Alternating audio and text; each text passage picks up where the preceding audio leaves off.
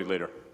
Today, the Senate will pass an important measure to provide relief for communities struggling to rebuild after the natural disasters that have affected many parts of our country. Soon, this emergency funding legislation will be on its way to the President for his signature.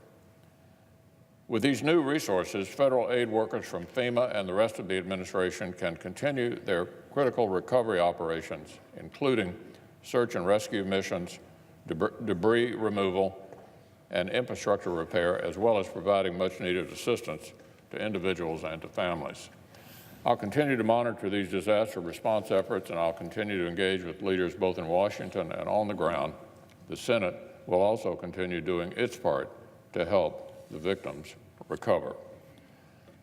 Now, Mr. President, on another matter, as we continue to work in the Senate, we look forward to hearing the President's perspectives on how to advance our shared agenda, particularly the upcoming debate on bringing tax relief, economic growth, and jobs to Americans through tax reform. Last week, the Senate passed a comprehensive, responsible budget that will help put the government on a path to balance and help put our economy on the road to robust growth. This week, the House plans to bring the budget to the floor for passage by Thursday. Once they pass it, we'll have important legislative tools to help our economy grow through tax reform.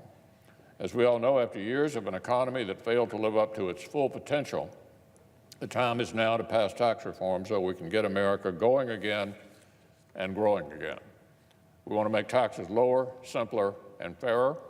We want to close loopholes exploited by the wealthy. We want to make it easier to create new jobs in America and keep them here. In short, we want to take more money out of Washington's pockets and put more in yours. These are the ideas that drive tax reform.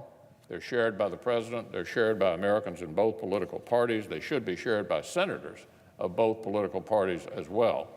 And for many years, they actually were. The former chairman of the Finance Committee, Senator Wyden, called our current tax code an anti-competitive mess. The senior senator from Michigan, Senator Stabenow, expressed her concern for a tax code that incentivizes jobs to be shipped overseas. And our friend, the Democratic leader, wrote about the tax code's failure to help American workers compete. Many Democrats call for action to get tax reform done.